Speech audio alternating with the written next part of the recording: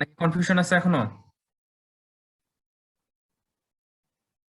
আচ্ছা, এই ছিল আমাদের raising A crop in students plot নিয়ে। এই স্টাডিটা নিয়ে আর কারো কোনো কোশ্চেন আছে?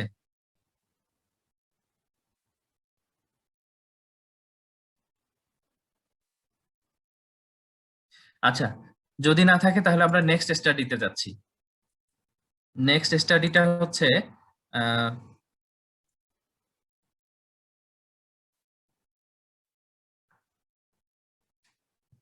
Graphical representation and interpretation of weather data of Bangladesh. তোমাদের থিওরিতে কি ওয়েদার অ্যান্ড ক্লাইমেট নামে কোনো চ্যাপ্টার ছিল? জি স্যার। আচ্ছা, সেই চ্যাপ্টারটার প্র্যাকটিক্যাল বা এটাকে ইন্টারপ্রিট করার একটা ওয়ে হচ্ছে এই যে এই স্টাডিটা। সেখানে তোমরা কি কি পড়েছিলে বলো তো, মনে আছে? ওয়েদার ক্লাইমেটোলজির মধ্যে ক্লাইমেট কাকে বলে, ওয়েদার কাকে বলে, ওয়েদারের উপাদানগুলো, এলিমেন্ট গুলো কি কি, অ্যাটমসফিয়ারের কম্পোনেন্ট গুলো কি কি, তাই না? এগুলো ছিল না? এগুলো পড়ছো না? জি স্যার। আচ্ছা, এখন বিষয়টা হচ্ছে যে এগ্রিকালচারের সাথে ওয়েদার আসলে, বা ক্লাইমেটোলজি আর ওয়েদার খুব ওতপ্রোতভাবে জড়িত। কারণ তুমি যদি ওয়েদারের কন্ডিশন না জানো তাহলে কিন্তু তুমি ধরতে পারবা না যে কোন ওয়েদারে কোন বা কোন ক্লাইমেটে কোন ধরনের ক্রপ ভালো হবে, কখন কোনটা করতে হবে, ওয়েদারের অবস্থা কি থাকলে কি করতে হয়। অথবা তুমি একটা জায়গায় যদি একটা ক্রপিং প্ল্যান করতে চাও তাহলে তোমাকে জানতে হবে সেখানকার ক্রপ সিলেকশনের জন্য কি জানতে হবে, যে ওই জায়গার ওয়েদারটা কেমন, ক্লাইমেটিক প্যাটার্নটা কেমন। তো আজকে আমরা কথা বলবো বাংলাদেশের ওয়েদার প্যাটার্ন নিয়ে। তাহলে বাংলাদেশের ওয়েদার প্যাটার্নটা কি তার আগে আমরা জেনে আসি। আমরা জানি অলরেডি, তারপরেও বলছি যে ওয়েদার কাকে বলে। ওয়েদার হচ্ছে the state of atmospheric changes from time to time and its condition at any particular time is called weather. অথবা weather is the day to day state of atmosphere and related to short term changes in different weather elements. অর্থাৎ আমাদের atmosphere বা বায়ুমণ্ডলের যে প্রতি মুহূর্তের যে পরিবর্তনটা, অথবা একদিন থেকে আরেক দিনের যে পরিবর্তনটা, মানে শর্ট টার্ম যে পরিবর্তনটা, এক কথায় সেটাকে আমরা বলছি ওয়েদার। সেই এখন কোন বায়ুমণ্ডলের কোন জিনিসগুলো দেখে আমরা বুঝি যে ওয়েদার এরকম, সেগুলোকে বলা হচ্ছে ওয়েদারের এলিমেন্ট। কি সেগুলো? টেম্পারেচার, যে আজকের ওয়েদার ভালো না কেন, আজকের টেম্পারেচারটা খুব বেশি, অথবা আজকে খুব রোদ, আজকের ওয়েদারটা হচ্ছে সানি, কারণ কি সেখানে সানশাইনটা বেশি। অথবা আজকের ওয়েদারটা খুব আমরা বলি না অনেক সময় ভ্যাপসা গরম, অসহ্য গরম লাগছে, বা ভ্যাপসা গরম, খুব অস্বস্তি ফিল করছি, তার মানে কি হিউমিডিটি বেড়ে গেছে সেখানে, অর্থাৎ সেই দিনের ওয়েদার হচ্ছে হিউমিড, টু মাচ। তো এই এলিমেন্ট গুলোকে দেখে আমরা বুঝি যে আজকের ওয়েদার হচ্ছে এরকম। তাহলে ওয়েদারের এলিমেন্টস গুলো কি দাঁড়াচ্ছে? Temperature, air pressure, sunshine, wind, humidity, cloudiness, precipitation, etcetera. Precipitation মানে কি বোঝায় বলো দেখি কেউ একজন?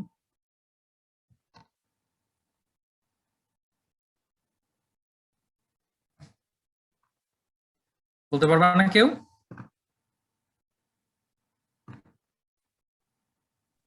বৃষ্টিপাত। এটাও কিন্তু ওই চ্যাপ্টারটার মধ্যে ইনক্লুডেড ছিল। তোমরা যে চ্যাপ্টারটা পড়েছো, weather and climate, forms of precipitation, মনে আছে? স্নো, তারপরে কি ছিল? ডিউ, তারপরে হেইল, রেইন, এগুলো কি ছিল? প্রিসিপিটেশনের ফর্ম। অর্থাৎ আকাশ থেকে বা উপর থেকে মাটিতে ওয়াটারের যে কোনো ফর্ম পড়লেই সেটাকে আমরা বলবো প্রিসিপিটেশন। এখন যদি তুমি ইউরোপে চলে যাও, অথবা তুমি যদি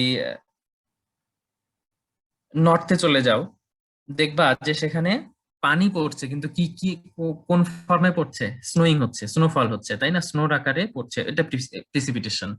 আবার তুমি যদি ট্রপিক্যাল কান্ট্রি গুলোতে আসো, বাংলাদেশে যেমন এখন থেকে শুরু হচ্ছে, কিছুদিন পরে আরো বাড়বে, বৃষ্টি, আকাশ থেকে পানি পড়তেছে, কোন ফর্মে? বৃষ্টির ফর্মে, রেইন আকারে। It's a form of precipitation. আবার যদি আমাদের দেশে শীতের সময় বৃষ্টি হয় না, কিন্তু তাও পানি পড়ে আকাশ থেকে, কিভাবে? সকালবেলা তুমি যদি বাইরে যাও দেখবা যে প্রতিটা গাছের পাতায় পানি জমা হয়ে আছে, কি আকারে? ডিউ আকারে। It's a form of precipitation. আবার কয়েকদিন আগে বিভিন্ন জায়গায় বাংলাদেশের কি হয়েছে? শিলাবৃষ্টি হয়েছে। পানি পড়েছে কি আকারে, একটা সলিড ফর্মে, সেটাকে বলছি আমরা hail. So these are all included inside precipitation. বোঝা গেল এবার? জি স্যার। আচ্ছা, এখন আমাদের বাংলাদেশের বা ওয়েদার, কোন জায়গার ওয়েদারকে আমরা যদি তার সম্পর্কে ধারণা নিতে চাই, তাহলে ফার্স্ট আমাদের তিনটা গুরুত্বপূর্ণ জিনিস সম্পর্কে আইডিয়া রাখতে হবে। সেটা হচ্ছে টেম্পারেচার, রেইনফল অ্যান্ড হিউমিডিটি। প্রিসিপিটেশনের মধ্যে হচ্ছে রেইনফল। বাংলাদেশের, যেহেতু আমরা বাংলাদেশ ক্লাইমেট নিয়ে কথা বলছি, এখানে আমাদের প্রিসিপিটেশনের কোন ফর্মটা ইম্পর্টেন্ট, সেটা হচ্ছে রেইন। আফটার অল, প্রত্যেকটা এগ্রিকালচারাল এরিয়াতে রেইনফলটা ইম্পর্টেন্ট, কারণ স্নোর মাধ্যমে কিংবা ডিউয়ের মাধ্যমে যে পরিমাণ পানি আকাশ থেকে পড়ে, সেটা ক্রপের জন্য কিন্তু সাফিসিয়েন্ট না। সুতরাং we have to consider the rainfall. So এই তিনটা উপাদান সম্পর্কে আমাদের ধারণা রাখতে হবে। তাহলে আমরা, দেখো, আমরা যদি প্রথমে আবার টাইটেলটা খেয়াল করি, graphical representation and interpretation of weather data off Bangladesh, তাহলে বাংলাদেশের ওয়েদারের কোন অংশটা আমরা এখন একটু আমরা রেইনফল সম্পর্কে এখানে লেখা আছে। এখন আমি তোমাদেরকে 3 মিনিট সময় দিচ্ছি, তোমরা এটা এটা একটু পড়ো, পড়ে আমাকে একজন একটু এক্সপ্লেইন করো কি বুঝলা তুমি এই প্যারাগ্রাফটা, এই যে রেইনফলটা শুধুমাত্র এখান থেকে এই পর্যন্ত। সরি।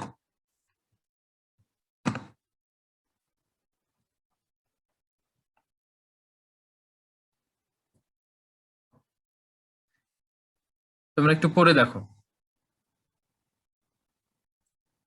যেহেতু এখানে প্র্যাকটিক্যাল করানো পসিবল না, সুতরাং তোমাদের প্র্যাকটিক্যালি এঙ্গেজ করার জন্য একটু পড়ে আমাকে বলো, এবং হাতের পাশে খাতা কলম বা পেন্সিল চাইলে রাখতে পারো।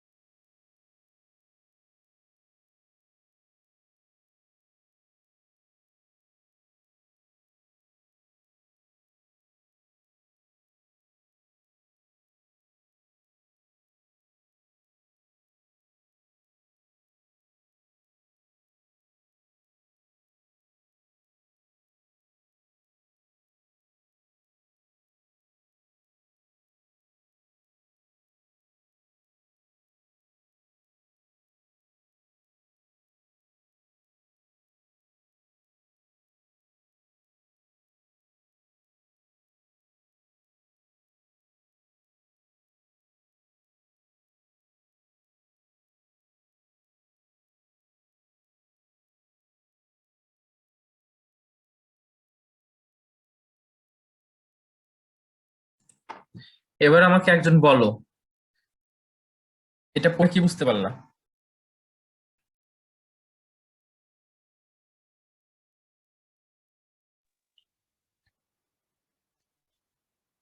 এনিবডি?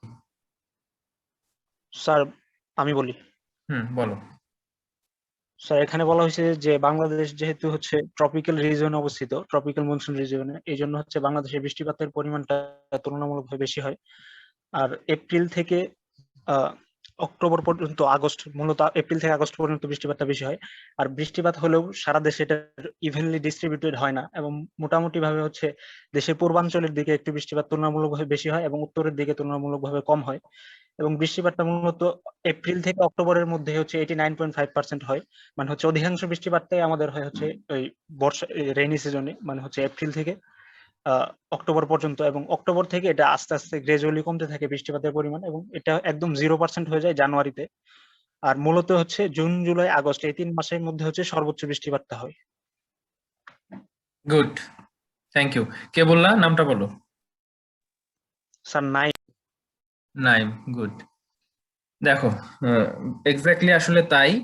আমরা যদি বাংলাদেশের ওয়েদার নিয়ে কথা বলতে চাই, তাহলে সবচেয়ে প্রথমে আসে সেটা হচ্ছে বাংলাদেশ হচ্ছে মৌসুমী জলবায়ুর দেশ, যেটাকে বলা হচ্ছে country of monsoon climate.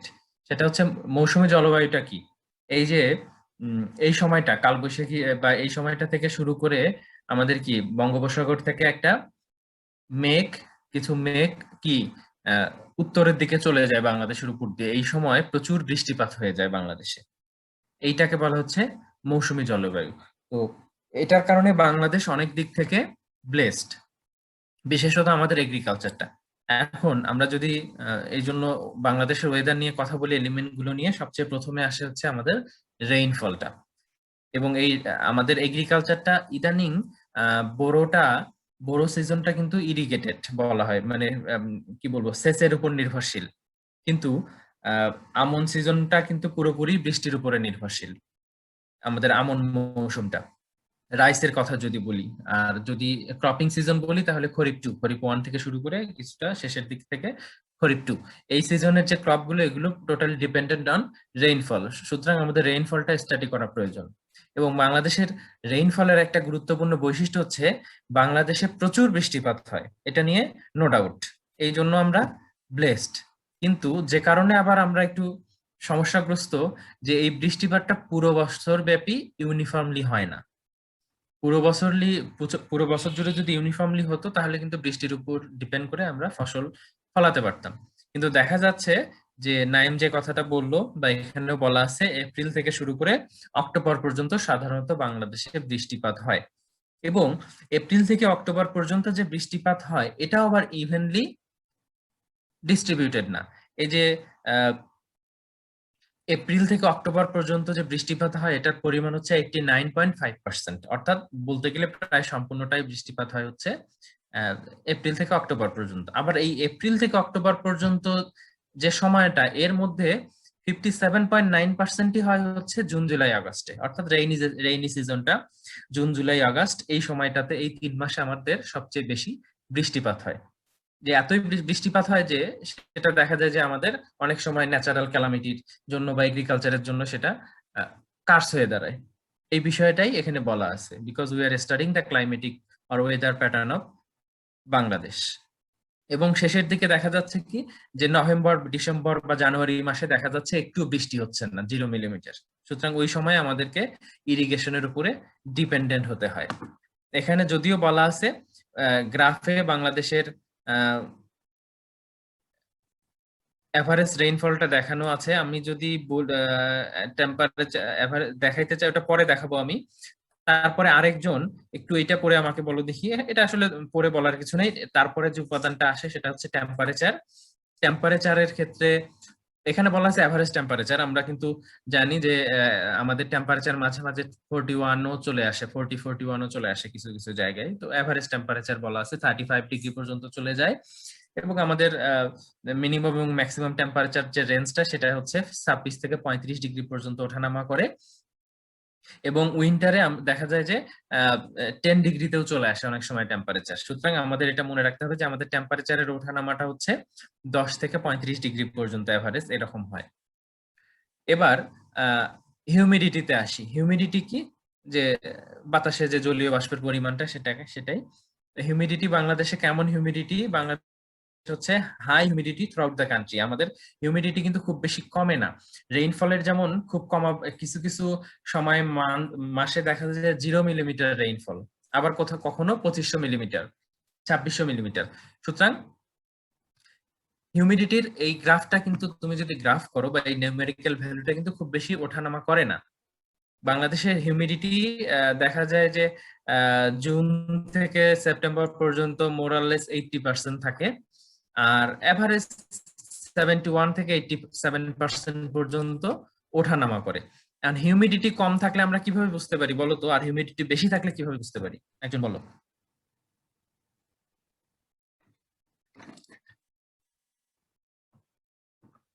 Anybody? Sir humidity কম থাকলে যেটা হয় যে আমাদের যে বাতাসে হিউমিডিটি কম মানে তো হচ্ছে বাতাসে জলীয় বাষ্প কম। সো হচ্ছে আমাদের যদি স্বাভাবিকভাবে বোঝা যায় যে হচ্ছে আমাদের গায়ের ঘাম বা হচ্ছে কোনো কাপড় যদি শুকাতে দেওয়া হয় তাহলে সেটা তাড়াতাড়ি শুকায়। আর যদি হিউমিডিটি বেশি থাকে তাহলে হচ্ছে তুলনামূলকভাবে আমাদের গরম লাগে বেশি, মানে হচ্ছে ঘামটা শুকানো বা কাপড় যদি শুকাতে দেওয়া হয় সেটাও দেরিতে শুকায়। সেটাই। শীতকালে এটা প্রবলেম হয় আমাদের, কি সেটা বলো তো? হিউমিডিটি কম থাকলে, হিউমিডিটি কম থাকে না বেশি থাকে শীতকালে? শীতকালে কম থাকে। হ্যাঁ, কম তাহলে থাকার কি সমস্যা জন্য হয়? শরীরের ত্বক ফেটে যায়, কারণ হচ্ছে যেহেতু আমাদের ত্বকে শরীরের যে নরম অংশগুলো থাকে সেগুলোর মধ্যে যেহেতু যেমন ঠোঁট, সেখানে অনেক জলীয় বাষ্প থাকার কারণে বাতাসে জলীয় বাষ্প কম থাকার কারণে সেখান থেকে জলীয় বাষ্প চলে যায়, ফলে হচ্ছে ফেটে যায় ঠোঁট বা হচ্ছে শরীরের Good, নরম অংশগুলো। good. এটাই আমি শুনতে চাচ্ছিলাম।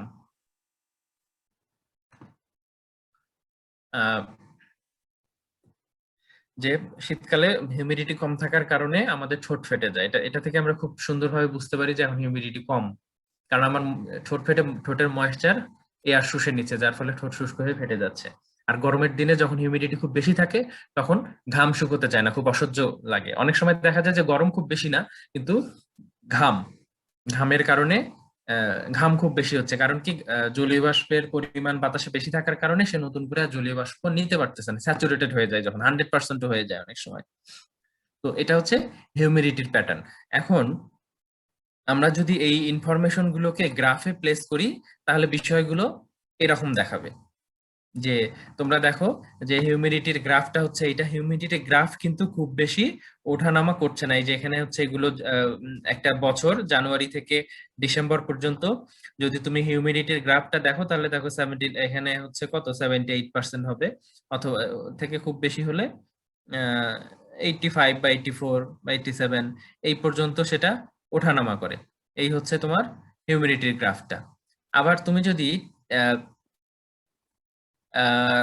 টেম্পারেচারের গ্রাফটা দেখো, এই যে এটা টেম্পারেচারের গ্রাফটাও এই যে 10 ডিগ্রি থেকে আমি যেটা দেখলাম যে 35 ডিগ্রি পর্যন্ত ওঠানামা করে। কিন্তু এই যে এই গ্রাফটা, এটা কিসের গ্রাফ? এটা হচ্ছে রেইনফলের গ্রাফ। দেখো অনেক বেশি ওঠানামা করে, কারণ একটা সময় দেখা যায় ফেব্রুয়ারি মাসে 0, এটা কোনো একটা সময় দেওয়া হয়েছে, সেখানে সেই সময় হয়তো বা জানুয়ারি মাসে বৃষ্টি হয় না, বাট এই যে প্রিসিপিটেশনটা হচ্ছে সেইটা বৃষ্টি হয় না। তো সেটার কারণে দেখা যাচ্ছে ফেব্রুয়ারিতে খুবই কম, মার্চে খুবই কম, এপ্রিলে হঠাৎ করে বেড়ে গেল বৃষ্টি, মেতে আবার কমলো, আবার দেখা গেল জুন জুলাই আগস্ট। এই যে এই গ্রাফ থেকেও কিন্তু আমরা ভিজিবল যে দেখো এই 3টা মাস হচ্ছে আমাদের দেশে সর্বোচ্চ বৃষ্টিপাত। জুলাইতে একটু কমে, আগস্টে একটু, আবার হচ্ছে এই সেপ্টেম্বর এই সোজা যদি তুমি দেখো কমতেছে, এবং অক্টোবরে এসে অনেক কমে যায়, আলটিমেটলি ডিসেম্বরে গিয়ে 0 হয়ে যাচ্ছে। সো এই যে ক্লাইমেটিক প্যাটার্নটা, এই একটা গ্রাফ দেখে আমরা বলে দিতে পারি যে হ্যাঁ বাংলাদেশের ক্লাইমেটিক প্যাটার্নটা হচ্ছে এরকম। এখন তোমাদেরকে কি কোশ্চেন কি থাকতে পারে? কোশ্চেনে তোমাদেরকে এরকম ডেটা দেওয়া থাকতে পারে যে এই যে monthly average data of temperature, humidity and rainfall recorded in BMD BAU Mymensingh in the year of 2012, 2012 সালে এই এই রেকর্ডেড এই ডেটা থেকে তুমি গ্রাফিক্যাল রিপ্রেজেন্টেশন করো এবং ইন্টারপ্রিটেশন করো। ইন্টারপ্রিটেশন কি? তুমি যদি এই গ্রাফটা থেকে ইন্টারপ্রিট করো, যে আমি যদি ইংলিশে বলি যে this graph represents the weather pattern of Bangladesh. It consists of the temperature, humidity and rainfall curve. We can see in the month of January there is a very little rainfall, and February it lower into 0, then gradually it tends to increase, and in the month of June and August it appears to be the highest, and then again it gradually become decreasing, and ultimately in the month of December there is no rainfall. বুঝতে পেরেছো? বোঝা যাচ্ছে আমার কথা?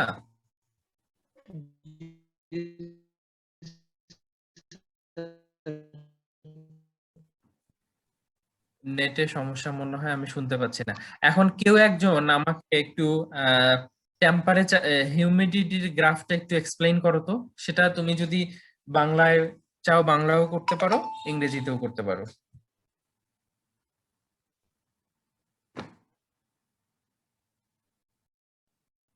Anybody?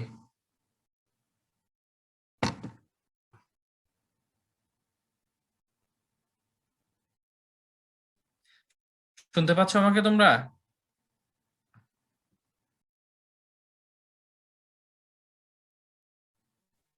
আমি কিছু শুনতে পাচ্ছি না কিন্তু। স্যার এই গ্রাফ থেকে স্যার বোঝা যাচ্ছে স্যার ফেব্রুয়ারি, মার্চ, এপ্রিল এই তিনটা মাসে স্যার হিউমিডিটি স্যার সবচেয়ে কম স্যার। ফেব্রুয়ারি, মার্চ, এপ্রিল, হ্যাঁ। তারপরে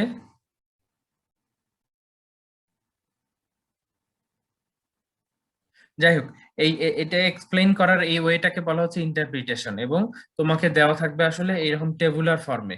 টেবুলার ফর্মে দেওয়া থাকবে, এখান থেকে তোমরা গ্রাফ করতে পারবা। এটা তো পারার কথা, ইজি একটা গ্রাফ, এগুলো তোমরা করে আসছো। আচ্ছা দেখো, গ্রাফটা হবে এরকম, অথবা দেয়া থাকতে পারে যদি 2 মার্কসের বা খুবই কম মার্কস দেয়া থাকে তাহলে এরকম দেয়া থাকতে পারে যে table 1 A yearly average rainfall of Bangladesh agriculture university বাউ ফ্রম 1956 টু 2000। এখানে দেখো একটা বছরের ইয়ারলি দেওয়া আছে। এখন এখানে যদি দেওয়া থাকে যে প্রতি বছরে যে 95 থেকে শুরু করে 2006 পর্যন্ত অ্যাভারেজ রেইনফল ছিল এরকম, আবার 95 থেকে 2006 পর্যন্ত এভারেজ টেম্পারেচার ছিল এরকম, এবং এভারেজ হিউমিডিটি ছিল এরকম। তাহলে তোমাদেরকে যদি একটা গ্রাফ করতে বলা হয় তিনটা মিলিয়ে, তাহলে কিভাবে কি করবা বলো তো? কি এভাবেই জাস্ট শুধুমাত্র এইখানে এই মাসের জায়গায় সালগুলো দিয়ে দিবা, বাকি সব কিন্তু সেম থাকবে। এটা বোঝো তো গ্রাফ নাকি?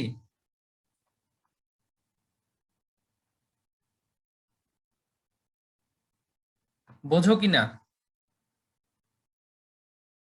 জি স্যার, বুঝতে পারছি। স্যার স্যার যখন আমরা আঁকবো তখন কি এরকম কালার পেন ইউজ করবো, নাহলে বুঝবো কি করে কোনটা কাজ? হ্যাঁ হ্যাঁ হ্যাঁ, এটা করবা তোমরা। সেটা হচ্ছে যে কালার পেন ইউজ করতে পারো। একটা তোমার পেন্সিল দিয়ে করলা, একটা হচ্ছে নীল কালারের দিয়ে করলা, একটা হচ্ছে হলুদ কালার বা অন্য কমলা কালারের দিয়ে করলা। তবে লাল যথাসম্ভব খাতায় না ইউজ করার চেষ্টা করবা। লাল লাল ব্যতীত যে কোনো সবুজ দিয়ে করলা, একটা নীল দিয়ে করলা, এই জন্য তোমার সাথে এই পেনগুলো রাখতে হবে। অথবা তুমি যদি তোমার কালার পেন থাকে সেটা দিয়েও করতে পারো, কালার পেন্সিল দিয়ে সেটা দিয়েও করতে পারো। তারপরে তোমাকে যেভাবে গ্রাফ গ্রাফ পেপারে যেভাবে করতে হয় এই জিনিসগুলো, এটা তোমরা এই যে বাকি তিনটার কিন্তু করে দেওয়া নাই, এগুলো তোমরা গ্রাফ পেপারে প্র্যাকটিক্যাল খাতা যখন লিখবা তখন গ্রাফ পেপারে এই গ্রাফটা করে খাতার বাম পাশে স্ট্যাপলিং করে লাগিয়ে দেবে কিন্তু। এই ছিল আমাদের, এই শীটটাও আমি দিয়ে দিব ক্লাস শেষে, আমি ফেসবুক গ্রুপে পোস্ট করে দিব।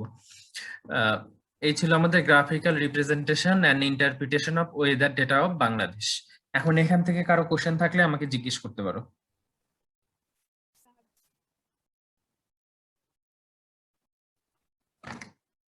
আরো কোনো কোশ্চেন আছে? স্যার টেম্পারেচারে একটা লাইন ছিল এরকম, মিন মিনিমাম টেম্পারেচার, মিন ম্যাক্সিমাম টেম্পারেচার। স্যার জন্য ভুলে গেছি স্যার, মিন জিনিসটা কি? মিন হচ্ছে অ্যাভারেজ টেম্পারেচার, গড়, গড় টেম্পারেচার।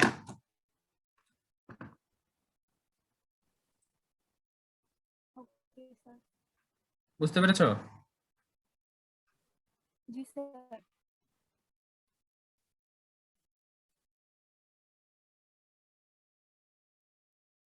আর কেউ আর কোনো কোশ্চেন আছে কারো?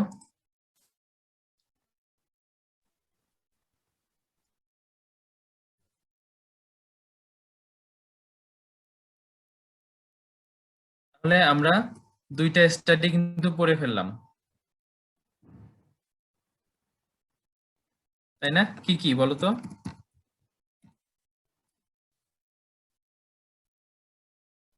কোন কোন স্টাডি পড়লাম আমরা? Sir, raising of rice crops in individual plot are graphical representation and interpretation of weather data of Bangladesh. Good.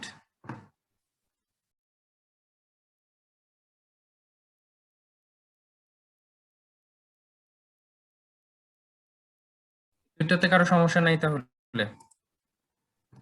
না স্যার। না স্যার। এরপরে তাহলে আমরা চলে যাই, দেখো 1 2 3 4 5 6 নাম্বার যে স্টাডিটা, 6 নাম্বার স্টাডিটা কি? সেটা হচ্ছে সিলেবাস আছে তোমাদের সামনে?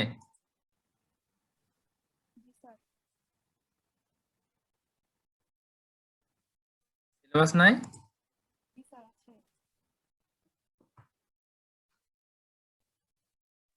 স্যার পুরাতনটা আছে স্যার, এই বছরটা আমাদের এখানে করা হয়নি স্যার।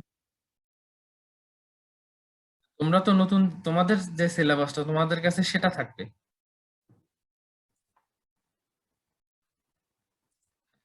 আচ্ছা দেখো, সেটা হচ্ছে যে আমি যাচ্ছি কম্পিউটেশন।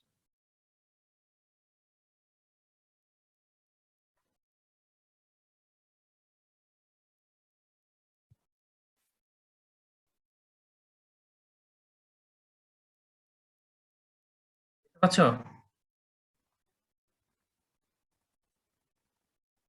স্যার আচ্ছা, computation of manure and fertiliser requirements for different crops. বিভিন্ন ক্রপে এই যে তোমরা ম্যানুর কি ফার্টিলাইজার কি এটা আরেকটা এক্সপেরিমেন্টের মাধ্যমে তোমরা জেনেছো, এবং বিভিন্ন ধরনের ম্যানুর এবং ফার্টিলাইজার আইডেন্টিফাই করেছো। এবার এই যে আমরা ক্রপ ফিল্ডে যেগুলো অ্যাপ্লাই করব, কোন রেটে অ্যাপ্লাই করব সেটা কিভাবে আমরা হিসাব করব। ধরো যে বলে দেয়া আছে যে একটা ক্রপে যে প্ল্যান্ট ব্রিডার যে ক্রপটাকে ডেভেলপ করলো বা ভ্যারাইটিটা ডেভেলপ করলো, সে বলে দিল যে এটার জন্য নাইট্রোজেন রিকোয়ারমেন্ট এই প্ল্যান্টের জন্য এত, পটাশিয়াম রিকোয়ারমেন্ট এত, ফসফরাস রিকোয়ারমেন্ট এত। এখন এতটুকু বলে দিল পার হেক্টর। এখন তুমি হচ্ছে ওইটা, তোমার ধরো যে 2 একর জমি আছে, এখন এই 2 একর জমিতে তুমি ওই ক্রপটা চাষ করবা, তাহলে তোমাকে কতটুকু ইউরিয়া দিতে হবে, কতটুকু তুমি তো আর নাইট্রোজেন কোন আকারে দিতে হবে? নাইট্রোজেন তুমি এমনি দিতে পারবা? তা তো পারবা না, নাইট্রোজেন তো বাতাসে থাকে। সুতরাং নাইট্রোজেন দিতে গেলে আমাদেরকে ইউরিয়া সার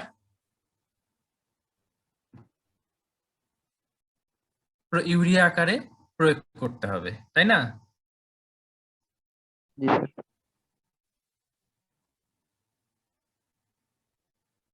তাহলে আমাকে এই ক্যালকুলেশন গুলো জানার জন্য এই এক্সপেরিমেন্টটা আমাকে জানতে হবে। এটা হচ্ছে কম্পিউটেশনের বা খুবই সিম্পল কিছু বিষয় এখানে আছে।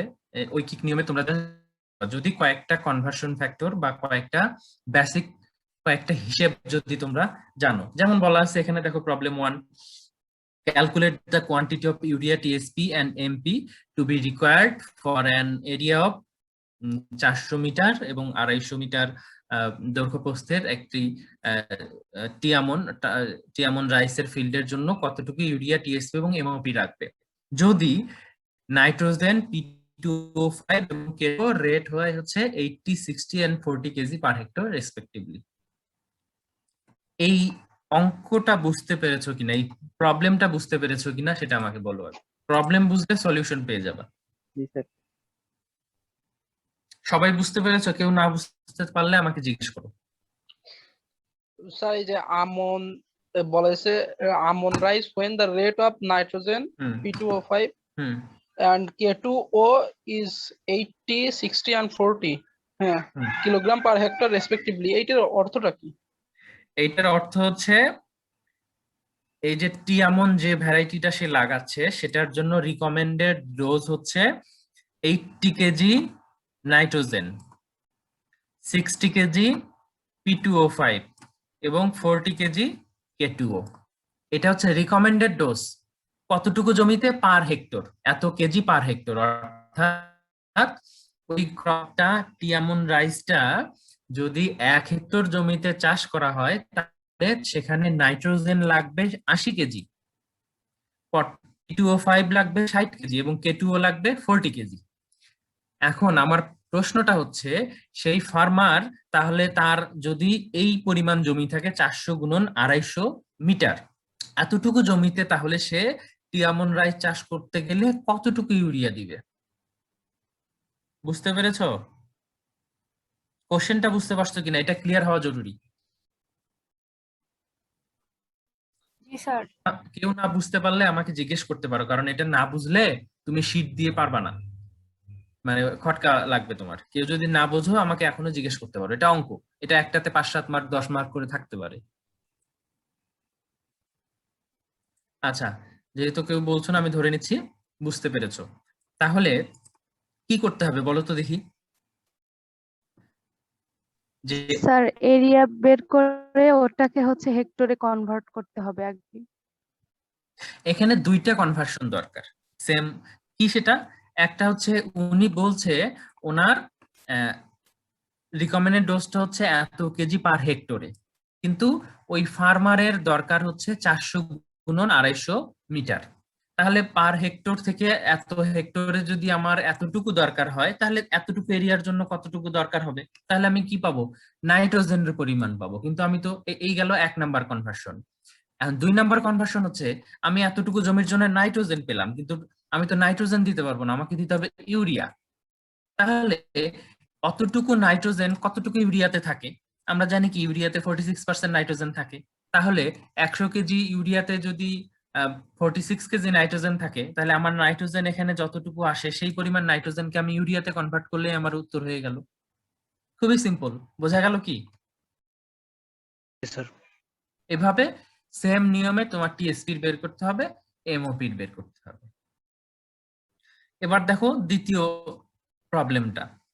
দ্বিতীয় প্রবলেমটাতে কি বলা আছে? Calculate the quantity of urea, TSP and MOP to be required for an area of, একই সবকিছু একই, কিন্তু এখানে ফার্টিলাইজার ডোজটা চেঞ্জ করে দেয়া আছে। এখানে আরেকটা জিনিস চেঞ্জ করা আছে, কি বলো তো পরে? এক করে দেওয়া আছে। হ্যাঁ, ওটাতে দেওয়া ছিল ডোজটা হেক্টরে, এখানে দেওয়া আছে একরে, এবং ডোজটা আলাদা দেওয়া আছে যে 32 কেজি নাইট্রোজেন পার একর। ওই সেম জিনিস করতে হবে আমাকে। তাহলে এই যে এরিয়ার দুইটাকে আমার কমন একটা এককে নিয়ে যেতে হবে। নিয়ে যে যদি 1 হেক্টরের জন্য বা 1 একরের জন্য 32 কেজি দরকার হয়, তাহলে এতটুকু এরিয়ার জন্য কতটুকু দরকার হবে নাইট্রোজেন? আমরা নাইট্রোজেনটা পাবো, সেই নাইট্রোজেনটাকে আমরা আবার টিএসপি ইউরিয়াতে কনভার্ট করব। সিম্পল। এখন বিষয়টা হচ্ছে আমি এখনো মূল আলোচনায় যাইনি বা মূল সলিউশনে যাইনি। স্যার হ্যাঁ হ্যালো স্যার। বলো। হ্যাঁ, ওই যে আমরা জানি ইউরিয়াতে নাইট্রোজেন আছে 46.67%, তাহলে সেই টিএসপি তে ফসফরাস কতটুকু আছে আর এমপি তে পটাশ কতটুকু আছে? এই তো, হ্যাঁ, thank you for your question. এটা জানার জন্য আমাদেরকে কিছু জিনিস জানতে হবে। কোন জিনিস? এবার আসো, এই যে এই জিনিসগুলো তোমাকে অলওয়েজ মনে রাখতে হবে। যে আমরা জানি 1 হেক্টর সমান হচ্ছে 2.47 একর, ইকুইভ্যালেন্ট টু কে 10,000 স্কয়ার মিটার। এই তিনটা জিনিস একই। তাহলে এখন আমাকে একর দিক আর স্কয়ার মিটার দিক আমার যে কোনো একটা কমন এককে নিয়ে আসতে কিন্তু আর সমস্যা হবে না। তারপরে আসি যে ইউরিয়াতে কতটুকু নাইট্রোজেন থাকে? 46% নাইট্রোজেন থাকে, এখানে দেওয়া আছে। তারপরে টিএসপি তে তুমি বলছিলে, টিএসপি তে তোমার কোশ্চেন ছিল কত পার্সেন্ট P2O5 থাকে। এই যে ট্রিপল সুপার ফসফেটে থাকে 48% P2O5, কিন্তু ডোজটা কিন্তু P2O5 এর না দিয়ে শুধু পিরো দিয়ে রাখতে পারে। সেটা তোমাকে মুখস্থ রাখতে হবে যে ট্রিপল সুপার ফসফেটে পি থাকে হচ্ছে 21.12% আর P2O5 থাকে 48%।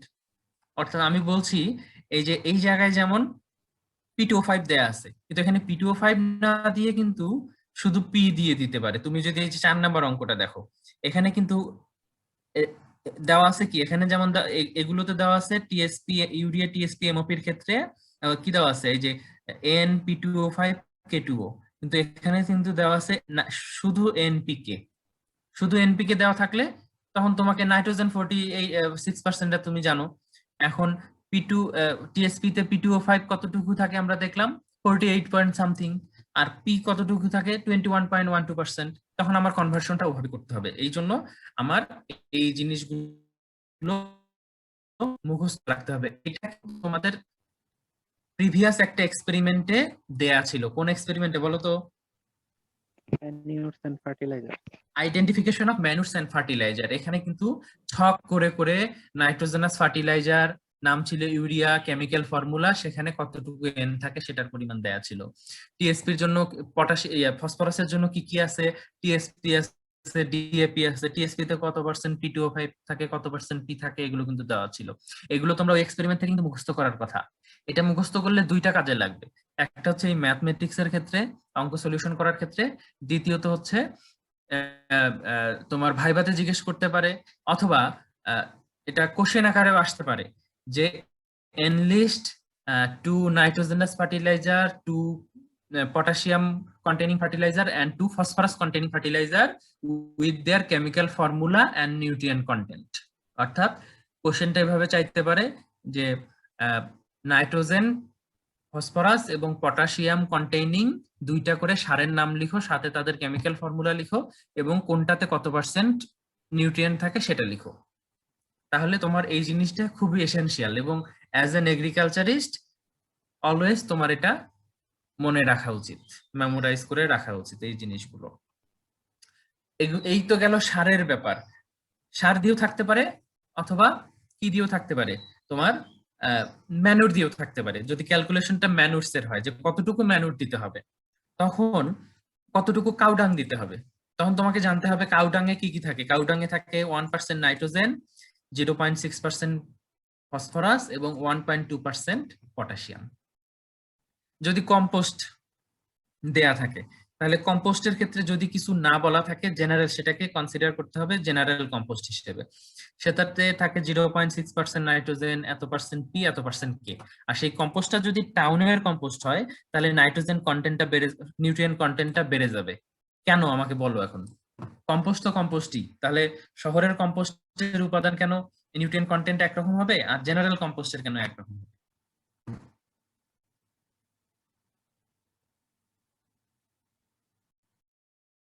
আইডিয়া আছে কারো? স্যার শহরের মানুষেরা প্রোটিন বেস খাবার বেশি খায়। হ্যাঁ, অর্থাৎ শহরের যে ওয়েস্ট ম্যাটেরিয়াল গুলো, সেগুলোতে এই যে নিউট্রিয়েন্ট এলিমেন্ট বেশি থাকে। দেখা যাচ্ছে যে প্রোটিন উপাদান বেশি খাচ্ছে, তার যে ওয়েস্ট গুলো সেগুলোতে এটা হচ্ছে দেখা জেনারেলি সেটা ইয়ে করে অবজার্ভ করে দেখা হয়েছে যে যেগুলো টাউনে যেসব উচ্ছিষ্ট পদার্থ থাকে সেগুলোতে নিউট্রিয়েন্ট কন্টেন্ট বেশি থাকে। কারণ এটা ইকোনমিক অবস্থা ভালো হওয়ার কারণে, ডেফিনেটলি এটা আসলে লাইফ স্টাইলের সাথে রিলেটেড, ইকোনমিক অবস্থার সাথে রিলেটেড, সুতরাং সেগুলোতে নিউট্রিয়েন্ট কন্টেন্ট এর জন্য বেশি থাকে। তো এটাও কিন্তু তোমাদের তিন ধরনের general compost, general compost town, compost হচ্ছে ভিলেজ, এই হিসাবে এইভাবে কিন্তু ওই যে identification of manures and fertilisers এর শীটটার শেষে দেয়া আছে, তোমরা যদি একটু খেয়াল করো। সুতরাং all we about to memorize is these factors। এগুলো যদি মনে রাখো তাহলে অঙ্ক করতে আর সমস্যা হবে? হওয়ার কথা না। দেখো এবার আসি আমরা প্রথম অঙ্কের সলিউশনটা আমি করে দিব, বাকিগুলো তোমরা স্ক্রিনশট নিয়ে আগামী দিন করে নিয়ে আসবা। দেখো প্রথম অঙ্কটা হচ্ছে calculate the quantity of urea, TSP এবং এমওপির পরিমাণ চেয়েছে এতটুকু জমির জন্য, যদি রিকমেন্ডেড ডোজ হচ্ছে এনপি, P2O5 এবং K2O এর জন্য এতটুকু। এখানে আরেকটা জিনিস লক্ষণীয়, যদি এখানে কেজি পার হেক্টর কথাটুকু না লেখা থাকতো, অথবা শুধু কেজি লেখা থাকতো, হেক্টর শুধু না লেখা থাকতো, তাহলে তুমি এরিয়া কি ধরে নিতা?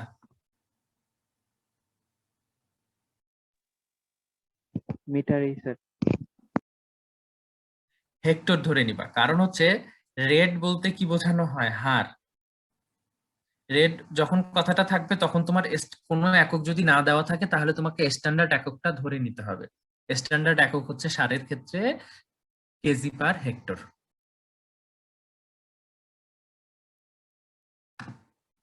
বুঝতে পারছো? এবার আসো আমরা অঙ্কটা সলিউশনের দিকে যাই। কিভাবে সলিউশনের দিকে যাব? তাহলে আমাদের এখানে দেওয়া আছে কেজি পার হেক্টরে, আর আমার এরিয়া এখানে হেক্টরে দেওয়া আছে, আর এই ফার্মারের এরিয়া হচ্ছে মিটারে আছে। তাহলে আমাকে 10,000 এটাকে গুণ করে নিতে হবে। এই কনভার্সনটা বুঝছো? এটাকে এটা দিয়ে গুণ করলে আমি একক, দশক, শতক, হাজার, অযুত, লক্ষ, তাহলে 1 লাখ স্কোয়ার মিটার পাইলাম। তাহলে 10,000 স্কোয়ার মিটারে যদি 1 হেক্টর হয় তাহলে 1 লাখ স্কোয়ার মিটারে কতটুকু হবে? 10 হেক্টর। এখানে খুব শর্টকাট ভাবে লেখা আছে, এত শর্টকাট ভাবে তোমরা লিখবা না। তুমি লিখলা যে we know 1 hectare equal 10,000 square metre, given area equal to, এই যে এভাবে লিখে গুণ করে 1 lakh square metre equivalent to 10 hectare. তাহলে আমরা পেয়ে গেলাম যে 1 হেক্টরের জন্য দেওয়া আছে এই জিনিসটা, তাহলে আমাদের কনভার্ট করতে হবে 10 হেক্টরে। তাহলে নাইট্রোজেন 10 হেক্টরের জন্য নাইট্রোজেন কতটুকু লাগবে? এখানে যেহেতু 80 দেওয়া আছে, 80 গুণন 10, সুতরাং 800 কেজি। এখন 800 কেজি আমরা পেলাম নাইট্রোজেন। তাহলে 800 কেজি নাইট্রোজেনকে আমরা ইউরিয়াতে কনভার্ট করব কিভাবে? আবার লিখবো we know urea contains 46% nitrogen, therefore 46 kg nitrogen come from or contained in 100 kg of urea। তাহলে 800 কেজি নাইট্রোজেন কতটুকুতে থাকবে আমাদের? এই যে এত কেজি, এটা হচ্ছে আনসার ইউরিয়ার। সেম ভাবে তুমি পিটিও5 এর জন্য পিটিও5 কতটুকু দেওয়া আছে? 60। তাহলে তুমি যেহেতু 1 হেক্টরের জন্য দেওয়া আছে, আমাদের এরিয়া হচ্ছে 10 হেক্টর, তাহলে তুমি 10 দিয়ে গুণ করে দেখলা যে পিটিও5 আমাদের দরকার 600 কেজি। তাহলে টিএসপি তে পিটিও5 থাকে 48%, তাহলে 48 কেজি পিটিও5 কাম ফ্রম 100 কেজি ইউরিয়া। সুতরাং এই 600 কেজি পিটিও5 কতটুকুতে থাকবে? 1250 কেজি থেকে। তারপরে K2O5, এইভাবে উত্তর হচ্ছে আমাদের উত্তর হবে 1739, 1250 এবং 666.67 কেজি। তাহলে রেজাল্ট লিখতে হবে, সুন্দর করে রেজাল্টটা লিখবে। অনেকে অঙ্কে কিন্তু এখানে যেভাবে আছে এভাবে রেখে দেয়, এভাবে লিখবা না, শেষে আবার সুন্দর করে রেজাল্টটা লিখবা। দেয়ারফর দ্য ফার্মার অথবা the quantity of urea, TSP and MOP required এত এত এত এত কেজি রেসপেক্টিভলি। কে বোঝো নাই বলো?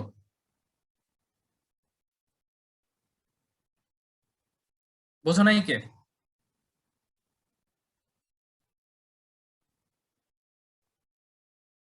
সবাই বুঝছো তাই তো? জি স্যার। আচ্ছা, তাহলে 2 নাম্বারের অঙ্কটা করে আমাকে রেজাল্ট জানাও।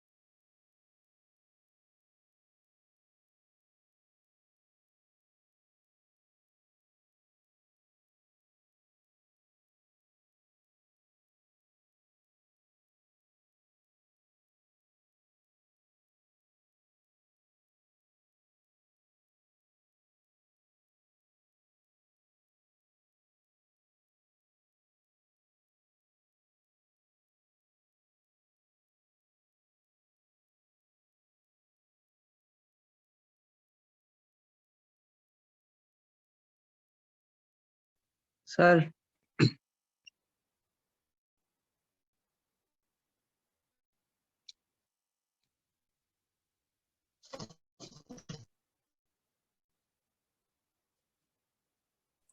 বলো। স্যার অ্যান্সার আসছে স্যার নাইট্রোজেন স্যার 695 কেজি। সবার কি তাই আসে? স্যার আমার আসছে 1718.26। জি স্যার 1718.26 কেজি। 1718.9। আচ্ছা, 1718 যাদের আসছে তারা কিভাবে করছে একটু অন্যদেরকে বলো দেখি। স্যার ওরা মেবি স্যার হেক্টর শুরুতে হচ্ছে যে এরিয়াটাকে হেক্টরটাকে একরে আনছি, মানে যে একর করে নিছি। আচ্ছা, মিটার স্কয়ারটাকে হেক্টর থেকে একরে করছি। একরটাকে হেক্টর করছো? না স্যার, মিটার স্কয়ার থেকে একরে আনছি। মিটার স্কয়ার থেকে একরে নিয়ে আসছো? জি স্যার, মিটার স্কয়ারটাকে আগে হেক্টর করছি, হেক্টরটাকে দেন একরে নিয়ে আসছি। আচ্ছা,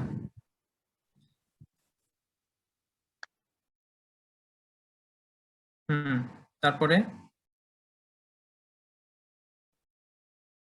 স্যার তারপরে হচ্ছে নাইট্রোজেনের অ্যামাউন্ট এখানে দেওয়া আছে 32। তো হচ্ছে যে ওই যে একরটা আমাদের বের হয়েছে সেটার জন্য বের করে নিছি, নেওয়ার পরে সেটাকে আবার ইউরিয়াতে কতটুকু আছে সেটা বের করে নিছি। আচ্ছা, তাহলে আমরা ধাপে ধাপে আগাই। এই ফার্মারের দেওয়া আছে 32 কেজি নাইট্রোজেন দরকার পার একরে। আচ্ছা, আমরা যদি একরটাকে ঠিক রাখি তো আমরা সাধারণত চেষ্টা করবো হেক্টরে নিয়ে যাওয়ার জন্য। যাই হোক, একরে যদি আমরা এটাকে একরে নিয়ে আসতে চেষ্টা করি তাহলে এই যে 400 ইন্টু 250 এটাকে যদি আমরা একরে নিয়ে আসি তাহলে কত আসে সেটা বলো। 24.7 একর। বলো, 24.71 একর। আবার বললো। 24.7 একর। 24.7 একর। এটা কি সবার আসছে? জি স্যার। জি আচ্ছা, স্যার। এটা 24, এটা আমি করে দেখি নাই, হ্যাঁ, এবং রেজাল্ট এই অঙ্কটা করে দেওয়া নাই, এটা রেজাল্ট আমি বলতে পারতেছি না, আমরা সবাই মিলে একসাথে করি। 4.7 একর যদি আসে তাহলে 1 একরের জন্য কতটুকু দরকার? আমার 32 কেজি দরকার, তাই না? 1 একরের জন্য কতটুকু নাইট্রোজেন দরকার? 32। তাহলে 24.7 একরের জন্য কতটুকু দরকার ইনটু 32 আসে?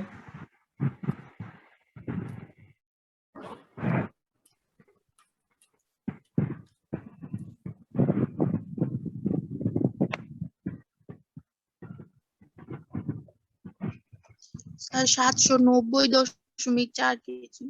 এত কেজি কি নাইট্রোজেন না ইউরিয়া? নাইট্রোজেন। নাইট্রোজেন।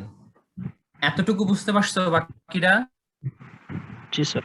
আচ্ছা, তাহলে আমার ইউরিয়াতে আমরা জানি কি 46 কেজি নাইট্রোজেন থাকে কত কেজি ইউরিয়াতে? ভাষাটা তোমাদের হবে এরকম যে 46 KG nitrogen contained in 100 kg urea.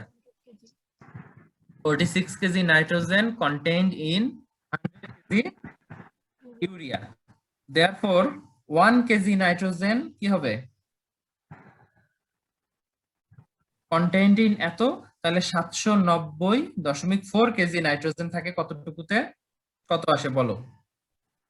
1718.26 KG. 1718.26 KG, 25 or 26 something like that. এইটা বুঝতে পেরেছো? এইটা যদি বুঝতে পারো তাহলে P25 এবং K2 সেম নিয়মে হবে। 24 এর সাথে আমার 24.7 একরের সাথে তখন আমার 24 গুণ দিতে হবে, সেটা দিয়ে আমরা যে মান P2O5 পাবো সেটাকে আবার আমি যেহেতু 48% থাকে সেটাতে কনভার্ট করতে হবে। কত আসে K2O, কত আসে? 658.67। 600, এটা কি মিলছে? জি স্যার 658.67 কেজি। জি স্যার মিল 658.67। আর K2O TSP কতটুকু আসে? সরি, এমপি এটা হচ্ছে 125 কেজি। 1225 KG M. হ্যাঁ, ঠিক আছে। এভাবে কি সবাই বুঝতে পেরেছো? কারো কোনো সমস্যা আছে বুঝতে?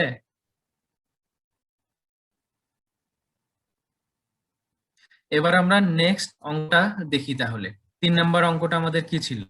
3 নাম্বারটা ছিল calculate the quantity of AnP2O5 K2 from an area এত for the production of T1 rice when the rates of urea, TSP and MO এত কেজি পার হেক্টর। এক্ষেত্রে জাস্ট উল্টাটা দেওয়া আছে।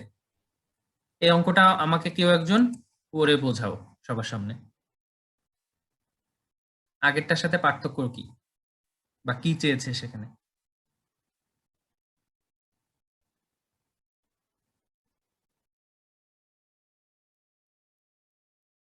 তার আগেরটাতে প্রশ্নে দেওয়া ছিল নাইট্রোজেন, পরে হচ্ছে P2O5 আর K2O কতটুকু দরকার। এখন হচ্ছে প্রশ্নে দেওয়া আছে ইউরিয়া, টিএসপি আর এমপি কতটুকু দরকার, আর বের করতে বলা হয়েছে যে কতটুকু মানে নাইট্রোজেন সেখানে লাগবে, কতটুকু P2O5 লাগবে আর কতটুকু K2O লাগবে। হ্যাঁ, জাস্ট সিম্পল না? একই একই না নিয়মটা?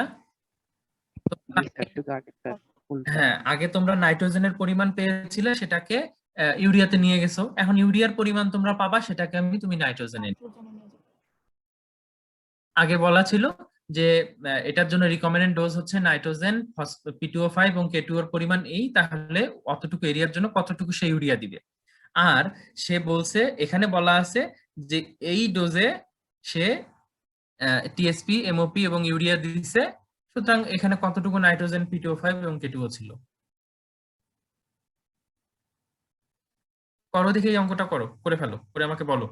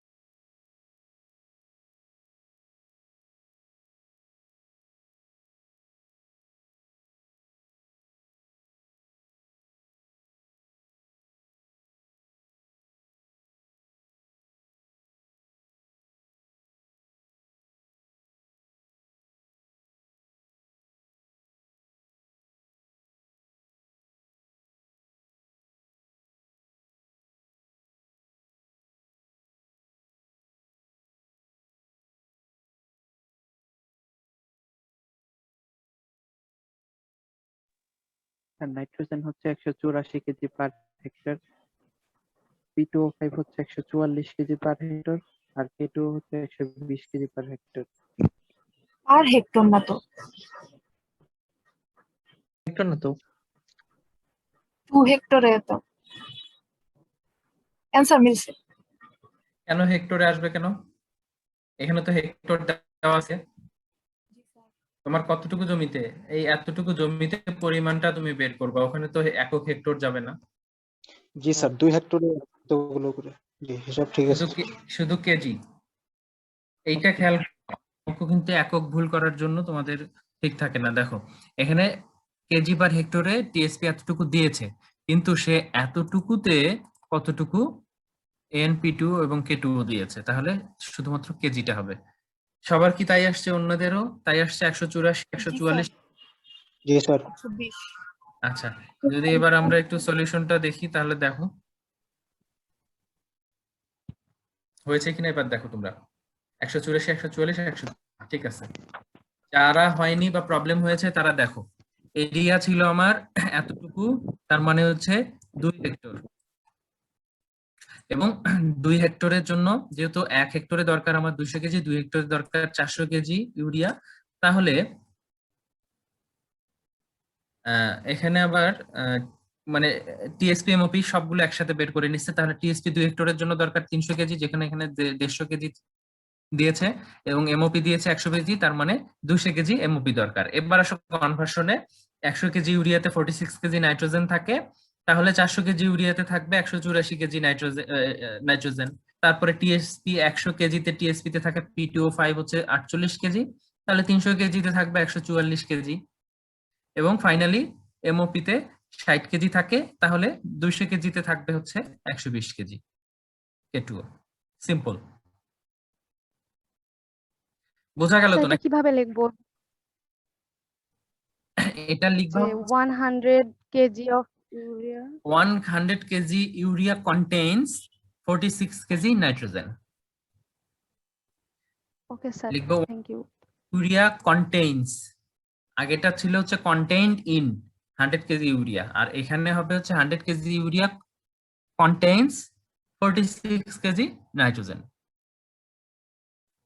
তারপরে 100 KG TSP contains 48 KG P2O5 টা এখানে চলে আসবে।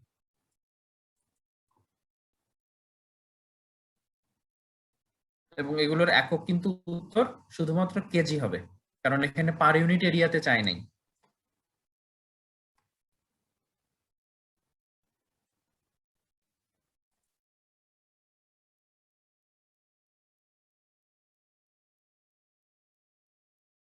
আশা করি সবার হয়েছে নাকি?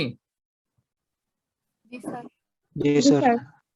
বাকি অঙ্কগুলো এরকমই। আমি চাই তোমরা বাড়িতে স্টাডি করো, আমি শীট দিয়ে দিব, যদি কোনো প্রবলেম থাকে তাহলে আমাকে নক করবা, নেক্সট ক্লাসে আমাকে বলতে পারো, ঠিক আছে? আজকের ক্লাস আমি এখানেই রেখে দিতে চাচ্ছি। তাহলে আমরা 3টা স্টাডি করলাম, একটা হচ্ছে raising A crop in students plot, second হচ্ছে গ্রাফিক্যাল রিপ্রেজেন্টেশন। গ্রাফিক্যাল রিপ্রেজেন্টেশনের ক্ষেত্রে তোমরা এই ডেটাগুলো দিয়ে গ্রাফ তৈরি করার চেষ্টা করবা, যদি কোনো সমস্যা হয় আগামী দিন আমরা দেখব। এবং আর থার্ড এক্সপেরিমেন্ট হচ্ছে competition of manure and fertiliser.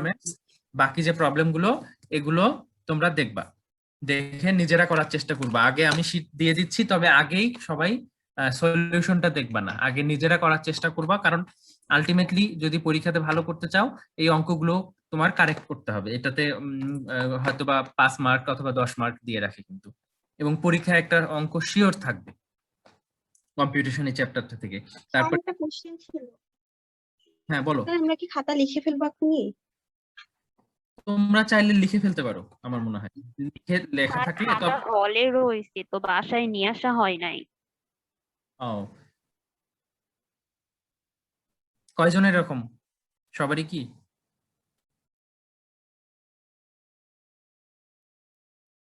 আচ্ছা যাই হোক, শোনো, তুমি পেজ নাম্বার না দিয়ে তুমি কিন্তু লিখে ফেলতে পারো, পরে তুমি খাতাতে অ্যারেঞ্জ করলা। এই প্র্যাকটিক্যাল খাতা তো তোমার বাড়ির আশেপাশেও কিনতে পাওয়া যায়। জি স্যার। তো তোমরা পেজ নাম্বার, সিকোয়েন্স, ডেট এগুলো না দিয়ে তোমরা এক্সপেরিমেন্ট গুলো লিখে ফেলতে থাকো।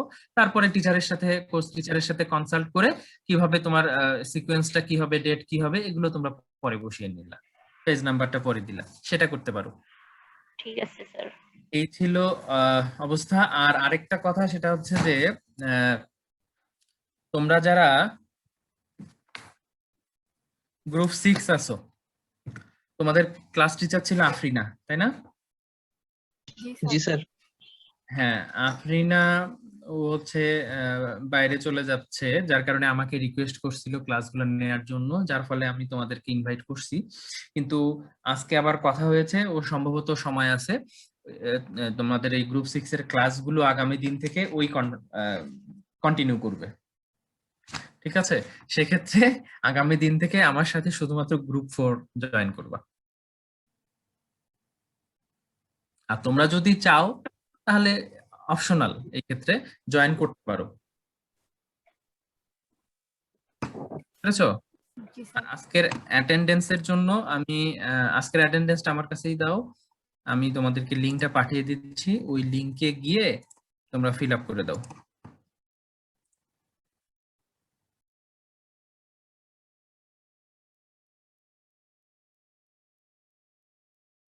দেখো মেসেজ করেছি, এই লিংকে গিয়ে এই লিংকটা কপি করে রাখো, কারণ আমি কিছুক্ষণের মধ্যে হয়তোবা সেশন এন্ড করে দিব। লিংকটা কপি করে রাখো, এখানে গিয়ে তোমরা অ্যাটেন্ডেন্সটা দিয়ে দাও। আর আগামী দিনের ক্লাস আমরা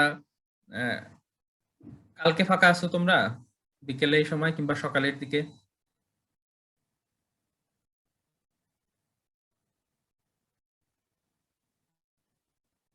আমি কিন্তু শুনতে পাচ্ছি না, কেউ কথা বলছো? স্যার এই টাইমে হলে ভালো হতো। যাই হোক, আমরা ফেসবুক গ্রুপে কথা বলে আমরা সেটা শিডিউল ফিক্স করব। তবে নেক্সট শিডিউল গুলো হবে শুধুমাত্র গ্রুপ 4 এর জন্য। গ্রুপ 6 আমি বলবো না, আসা যাবে না। কেউ যদি চাও আসতে পারো, সেটা অপশনাল তোমার, কিন্তু তোমার যেটা অ্যাটেন্ডেন্স হিসেবে যেটা জয়েন করার, আগামী দিন থেকে গ্রুপ 6 তোমরা আফরিনার সাথে জয়েন করবো। ওর সাথে কথা বলে তোমাদের গ্রুপের যে আছো সুমাইয়া লিয়া না, ও কথা বলে নিও ম্যাডামের সাথে তাহলে। আচ্ছা স্যার।